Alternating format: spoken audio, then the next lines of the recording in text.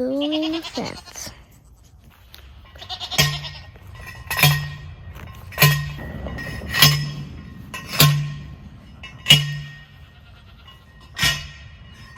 Minutes on it. It's around 1, 2, 3, 4. Where are the people? Over on top of the cattle panel.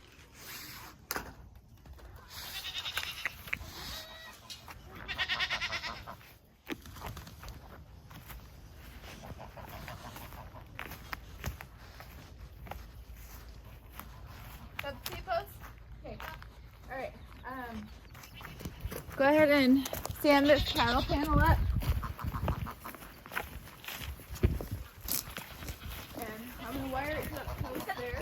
Let's do post and do it diagonal if I have to go diagonal anyway. Mom, look how Here, long I have been filming. Okay, now Eli, don't trip on stuff, okay? Okay, Eli. Oh, you're gonna lead? All right, let's go.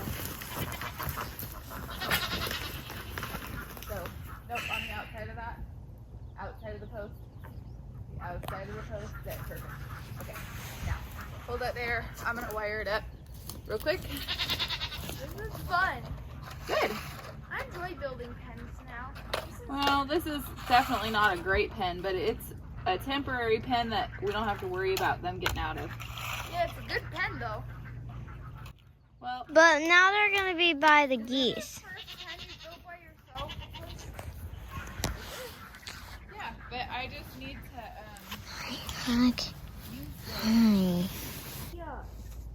What if we put like a gate over there of fencing, cattle panel, just All right. like those. no, don't go away. Okay, hold it up here. And then And I'm gonna put a T-post in the middle. How'd I do that? Yeah, that's fine. Post. pokey. What are you doing, huh? Oh, Huck's gonna get scared, boy. Okay, lean your fence back. This is here. Lean your fence back so that it's out of the way of this so I don't smash your fingers. Lean it back. Come here, buddy.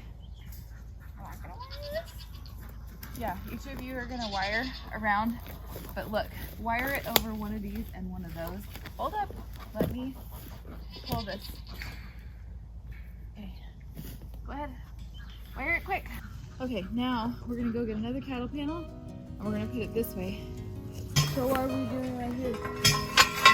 All right, I'm gonna get it started and you're gonna come. This stuff is so pretty. It's grass. This is about to bloom.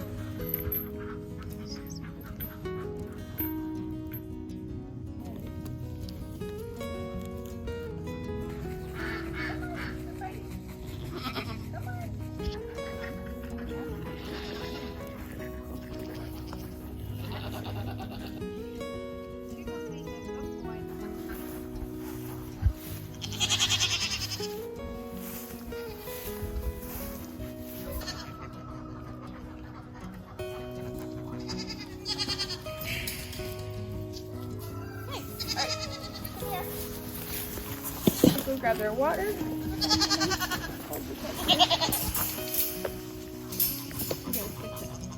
It's close to this one. Push. Did it. So we're moving these boys out into this area so they can help clean it up and tidy it up. And they're already so happy to be out here. But those girls, sometimes goats breathe through fences and I'm not risking it. I don't know that they can, but I'm gonna move the girls back into that pen over there so that we don't have that problem. Because as you can tell, they're all in heat and all so excited that the boys moved in next door.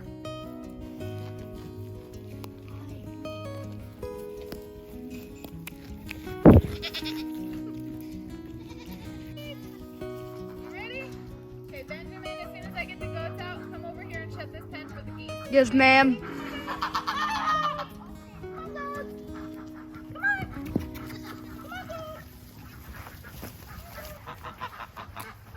Make sure the geese do not get out.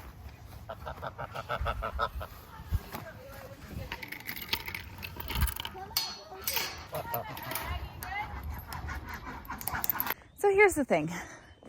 when you are doing this job and homesteading on your own, you don't have, you know, other adult helpers on a daily basis that are here on the farm all the time. That's not to say I don't have help, because I certainly do, but there's a difference between having help who comes and does something and help who's here invested, knows what to do, and is sharing the same goal as you. So as much as I love electric fence and all of that, right now I don't have time to move goats and animals and chickens and whatnot every single day. It takes a huge amount of labor hours, and right now that's not in the cards for us. We are so limited on time, and time used to not be a factor, but now it is a factor. I'm making this way harder than it has to be. That's okay. So the thing is that I still want to implement some kind of rotational grazing on my farm. I don't love having nothing for my animals to eat this time of year. And so what we're doing is we're trying to build up the soil. So here is my system of bale grazing, because this is what I can do right now. And so there's limited waste, but there is some waste. And I'm moving the goats in and out of this pen. This is actually going to eventually be the permanent winter pasture once we build a barn in it or next to it, whatever. For now, I have all these amazing areas where we have done somewhat of rotational grazing, and they're so good and they're so lush and they're so green. It's kind of a shame to waste them. And same with this area where the boys are now. It's such a waste to use a lawnmower when I have lawnmowers that need hay and they need to be fed, and that costs money.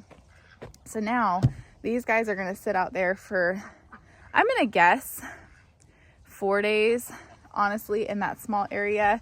And I'm just going to let the boys beef up their nutrition a little bit. I'm going to throw a sprinkler into their pen and I'm going to water it. Eli, you got a nasty knot in your hose, buddy. I'm going to put a sprinkler out there in their pen so that hopefully I can encourage some more weeds and grass to grow up. And then I'm going to put the boys back, and then the girls are going to come in because there's a lot more of them. This is a way bigger space, so I'm going to put the girls over here, but I got to wait till I get back because I haven't told you guys yet, but I'm going on a little trip and you're going to come with me.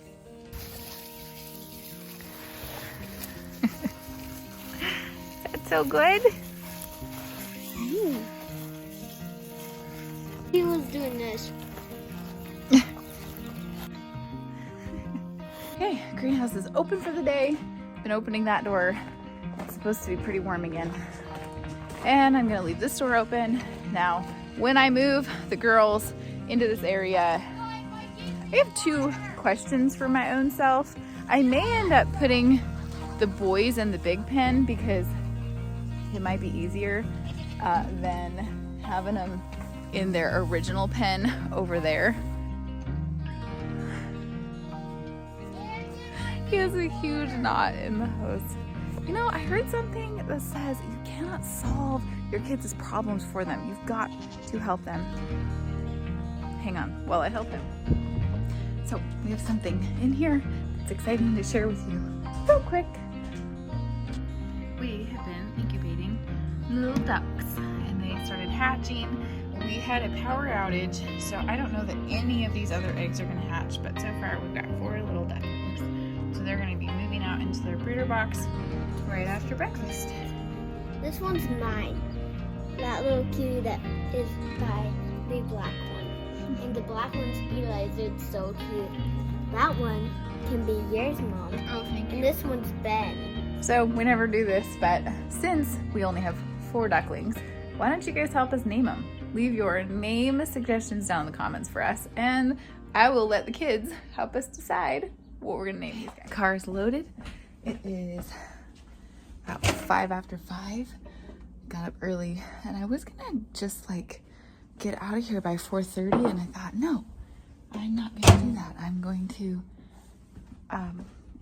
take my time this morning because I don't really have to be on the road that early. So I'm making my farmhouse tea, black tea for the road.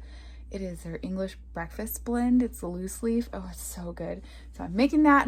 I'm heading out and we're gonna go on an adventure. Right. I'm in the car and on my way. Not too much behind what I was planning. So you're probably wondering, where are we going on this adventure? It's pretty exciting. We are going to see Black, White, and the Gray's YouTube channel with Miss Kylie.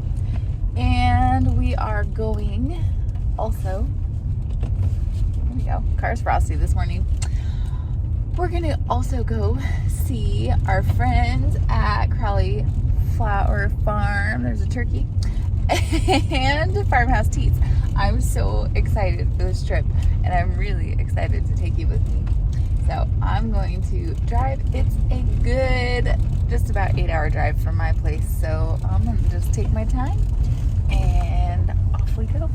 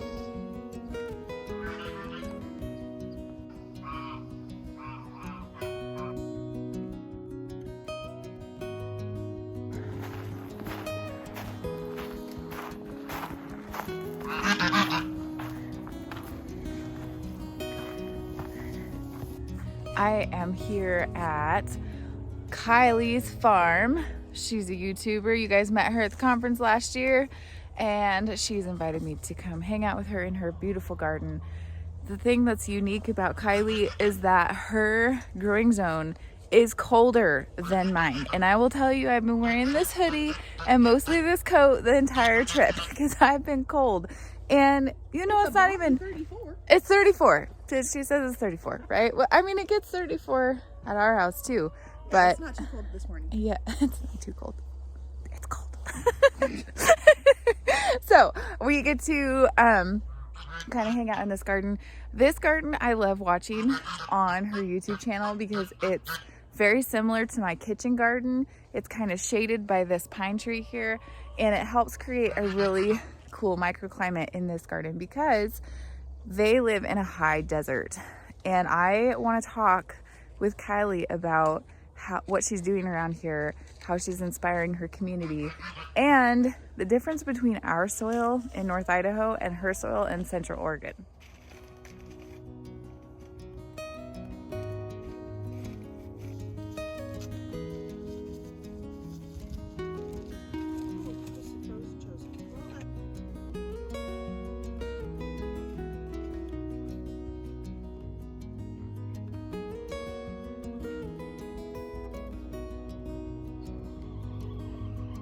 So I think if we plant these here, I'll think of them often when they're the touch of red buckthorn. Oh, those are pretty. I haven't planted those before. On the corner of 31 and 97 is a local place, and I like to go there. They have seed savers, which we could do it together. Yeah, it'll be fun. Watch out for my special orage. I will watch out for the orage. Okay, so what's the difference between your soil here in Central Oregon compared to what I'm dealing with? What are you? What do you have, sandy? We have rocky soil for the most part. It drains really fast, but it can be pretty good soil though. Is yours volcanic? No, ours is not volcanic. Okay. So here in Central Oregon, especially here in Lapine, we had, I don't know, bazillion years ago they say, we had a caldera blow, and it created lava fields, and it created lots of buttes, and it created, here where we live in Lapine, it created pumice soil. So there's none in here anymore because it has been highly, highly amended. It is 0 pH. So there's no... Which is crazy to me. There's nothing. Yeah, okay. You can grow things like a radish. Oh, interesting. Radishes will do well in just the straight pumice, but Okay. everything else will struggle. So what did you do to amend this garden? Straight compost. Just compost. Okay. And we bought it at first, and then you can see where you're at. I put in some wood ash. Yeah. And people say pine wood ash doesn't do anything for the soil, which I don't know if it does or not, but it does add organic matter. Yeah, for sure. So we do it, and it's extremely hard to get worms in our area. And we have worms in every single one of our gardens except for our greenhouse, which is our newest garden. Yeah, there's different places around here. We're all very, very, very different climates. And so, like, my soil is way different than soil in Bend. Gotcha. And way different than my soil, like, my best friend Erica's and sisters. And they have a very similar climate to you. Right. So, an hour down from us. Down. They have a very rocky, but it's also lava rock. So okay. It's different here. If I find a rock, I'm so pleased. But like if we dig a hole, we have to like wet it down for it to like not collapse on itself. And you call that, what kind of soil is that? Pumice. It's pumice. So it's a volcanic soil that is from the blow of caldera, Newberry caldera. Okay. And it goes down, you'll hit real good soil about 5 feet down. Nice. So okay, so like at the bottom of that. Like so when we dug layer. our half in ground greenhouse, you can still see the pumice on the ground, but we didn't dig it all the way underground because we have a underground reservoir, underground river that goes right under us. Gotcha. And a lot of people there's a wallopini right down the road flooded. Oh yeah. Because they went 8 feet. Oops. So what you're doing here is really unique then. Like a lot of people don't garden here. A lot of people are told they can't garden here. Okay, so but we have a garden group in our area. Essentially, there are a lot of people that garden here. It's just a lot of people don't think we can also garden here. Okay. So basically when I started my YouTube channel, it was to show people we can grow food in this climate, because the soil is our least worry because it's so loose and airy. You don't need a broad fork to get some good root crops. Nice. You know we do. We don't need anything. You just need compost. And fortunately for us, most people have horses around here. It's a big horsey area. So if you just add straight compost, and I do a no dig method, I just put this garden, I didn't put compost down. I did in the walkways, but I didn't in the beds. This is my 6th year gardening in here. I get some grasses that pop up, but it's not too bad. It's not bad enough to like regret my life decisions. Oh, yeah.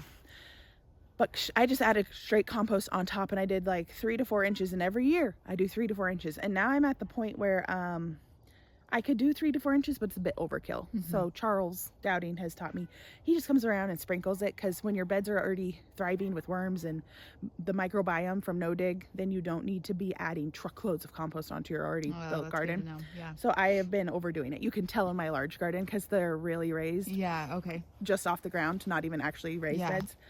But it's our climate that is so extreme. So we're in a high desert, we're zone 3, and we get frost all year round. So how I found Crowley is at the Modern Homestead Conference last year, and I started my YouTube channel because I would look online and everyone said they had a cold climate garden channel, and it turns out it's like zone 6, and their last frost date was like in April or something like that. And I'm like, no, that's not gonna cut it for me. So finally, after looking and looking and looking, I decided I'm gonna just start my own channel, because I did enough trial and error to figure it out and be able to talk to you guys about it.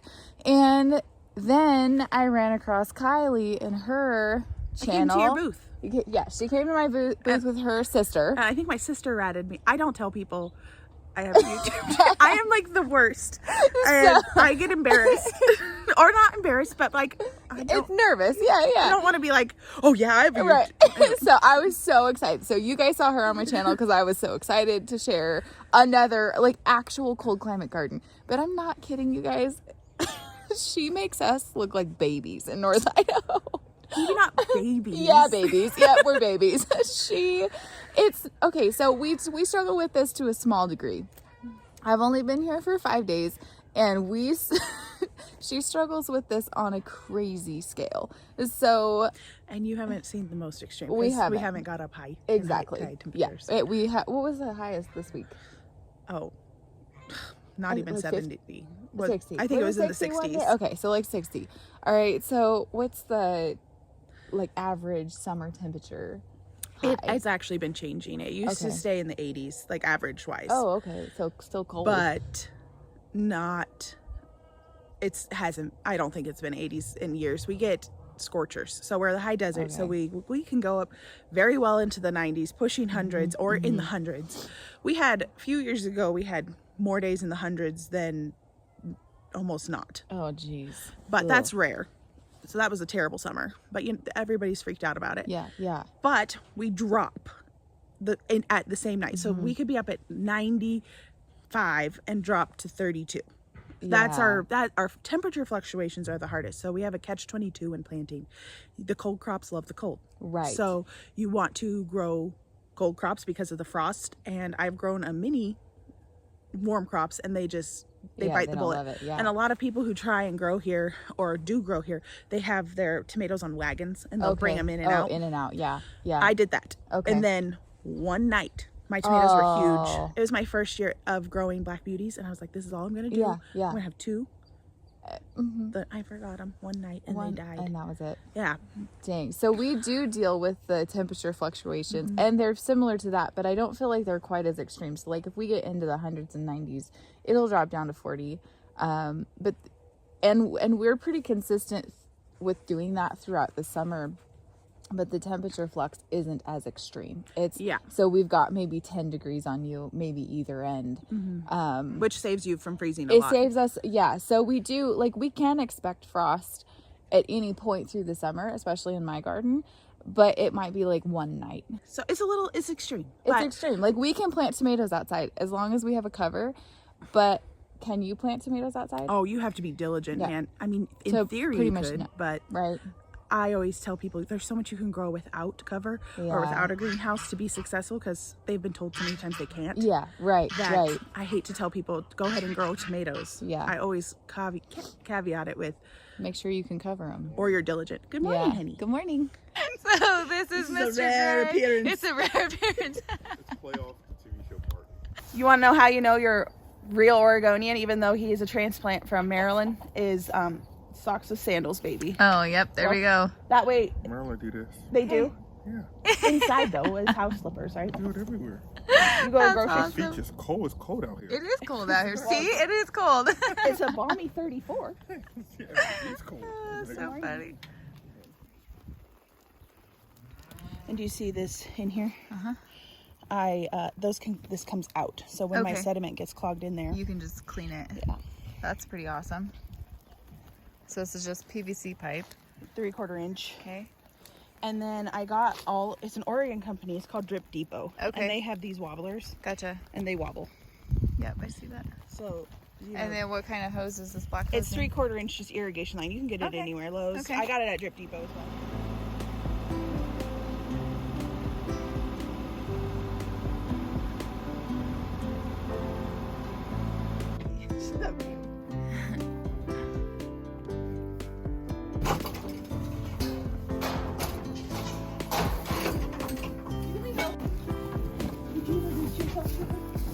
Just let her sniff you. Yeah, she was smelling me. Yeah. I know. I like that cloth. What is it? It's cheesecloth. Oh, yeah. I like cheesecloth.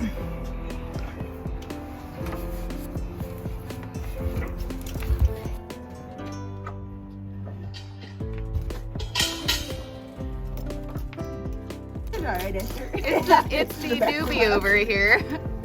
Do the best of it.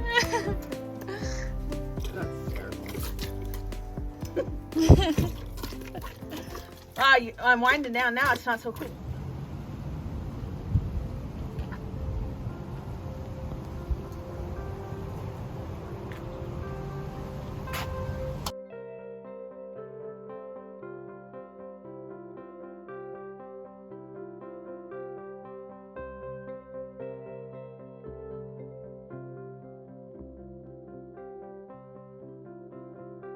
We're at Mountain Rose Herbs. I've always wanted to come here, so we're here.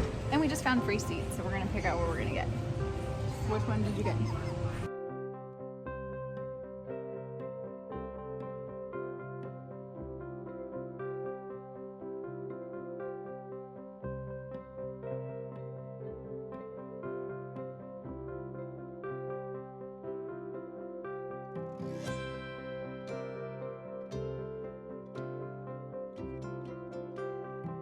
I'm gonna get a chapstick here because I did not bring any chapstick with me, and I also want some soap. That will be fun. Why don't you find a block? Yes. And I gotta go to the plants. Okay. Oh, I want to go to the plants too. Okay, we're gonna go see plants. Of course we are. Look what you found. Yes. Look what we found. Plants. Yep. I wasn't supposed to buy anything. No. I found some mints that I didn't have. You know, Walking away. we can't be at plant stops. We look at these pretty flowers. Oh my gosh. We didn't bring the truck. They're just gonna have to sit with us. It'll be fine. Hopefully they don't die. They'll be all right. We're plant people. We'll just take good care of them. Oh, this is cute in here. They have a lot of fun stuff in here. This is actually right outside the Mountain Rose Herbs shop in Eugene, Oregon.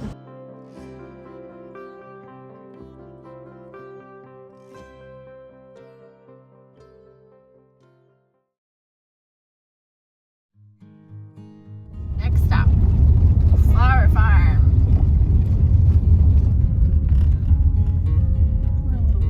Should I just go pull up there? Maybe. She didn't really say. Oh my gosh.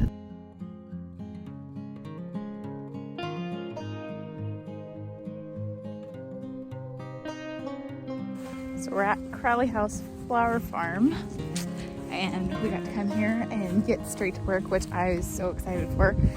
Kylie from Black, White, and Grays, of course, is with me, and we are having so much fun getting to wander around this beautiful flower farm and help her get prepared and fill some orders. So it's pretty special to be able to hang out with people in their own element and see what they do and what they love to do best.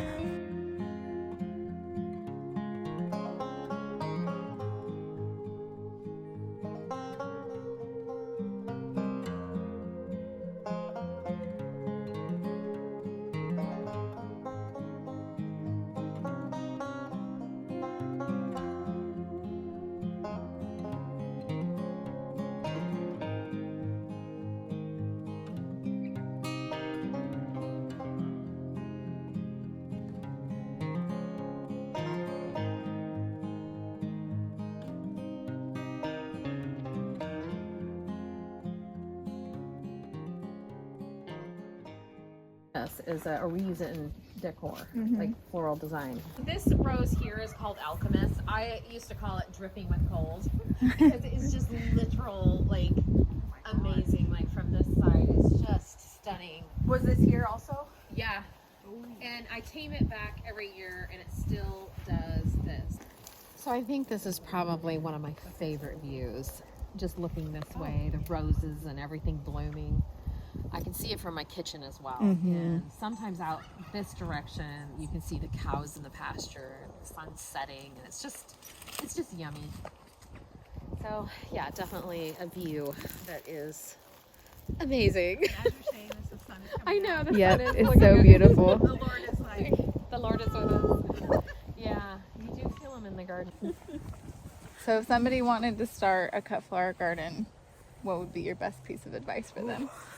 Start small and just do it. Just start it. Because I think a lot of people like, see what sticks. Yeah, I think that like some people overplan, they overthink.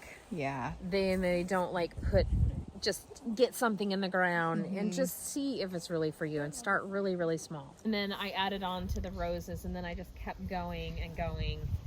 And every year we just add a little bit more. And then, yeah, it just... And then it's maintainable, because if it's not, then it gets really frustrating, and you'll lose heart because something dies or something doesn't go right, or the weeds just, I think the weeds are the thing that gets you the most. I think just maintaining, it's hard. Yeah, for sure. It's really pretty. I mean, I don't know. We're still kind of, Oh, it's the one, maybe it's this row. It's got like a peachy. Yes, yep. that one's really Beautiful. Pretty. It's called, Yeah. What does it do so well? It's doing good down there. it's called Caleb.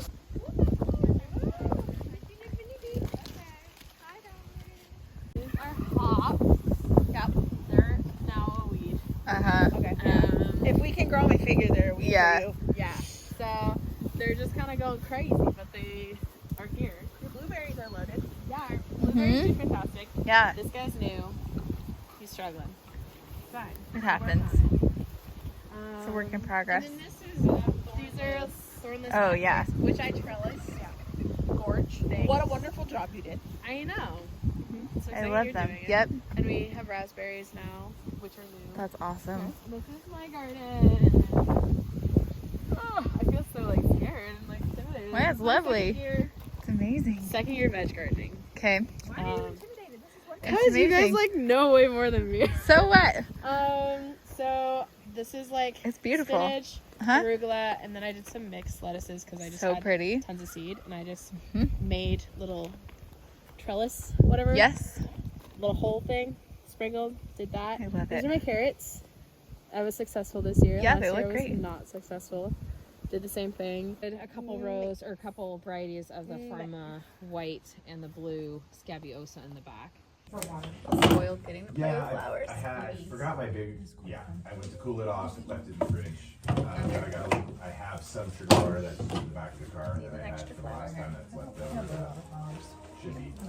Disaster. What do you mean you're a disaster? It's all That one. Dusty. I didn't over. Oh, and you got some more of that. That's I need beautiful. to add more flowers. I just kind of was falling in and it's really simple. I'm ready for your Critique. Oh, that looks really good. I might tuck these down just a little Okay. bit. A little bit more in, like you might cut an inch off. The only thing is they get a little like flippy okay. over time at the market. So cutting down a smidgen. Esther, beautiful. Thank you. Ours are very different.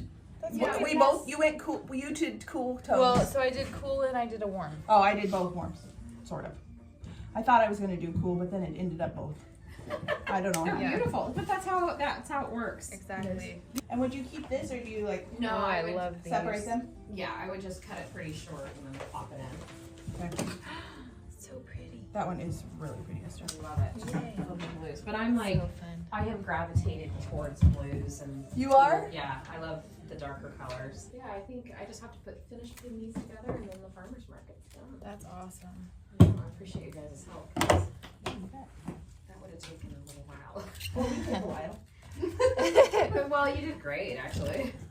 Well, thank you. You Okay. can tell Yeah. you have experience, so. Well, yeah, but you have way more variety than I ever did.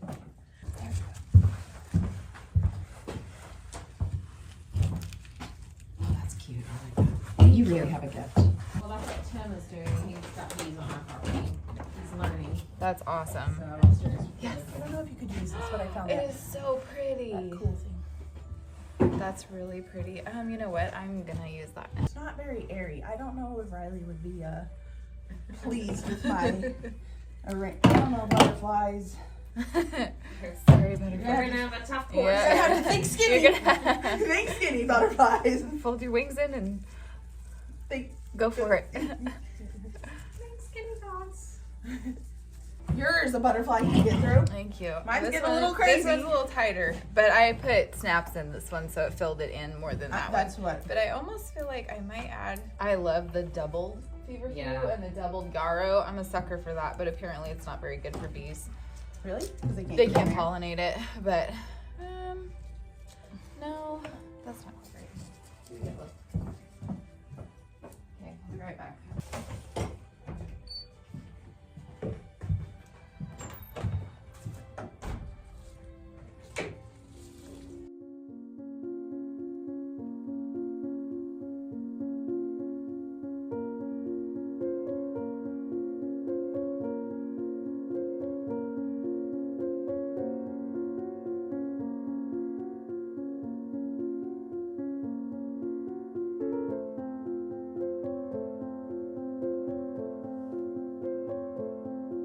We came to visit Crowley House Flower Farm, and Beth and her daughter Riley and their family. It's been amazing. This is the best. It's so fun. You're starving, so we stopped by a cute little diner, and we are about ready to hit up Farmhouse Teas. We're pretty excited. Well, we're stranded a little bit. You want me to tell the story? Yeah, tell the story. Okay, so we were responsible and got our car fixed before Esther came, before this road trip. Got new struts, shocks, all the works.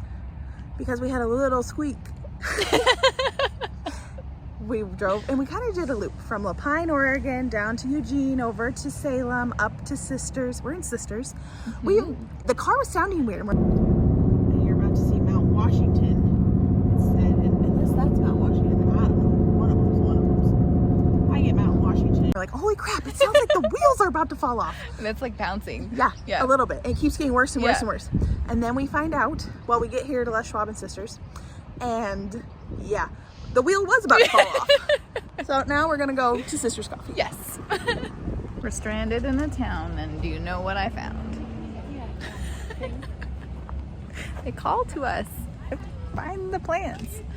After a short stay in Sisters, they were able to fix the car, and we returned home safely to Kylie's farm. Not too long after that, I had to say goodbye and return to my own farm. It was such a wonderful time being able to see Farmhouse Teas and their new facility, as well as Crowley House Flower Farm and Black, White, and the Grays. Seeing other people do what we do in their own element is something so special.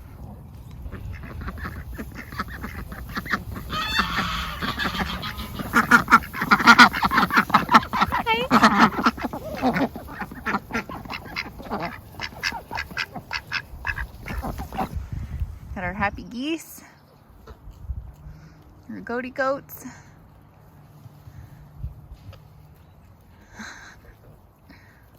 Oh, this is good. This makes me happy.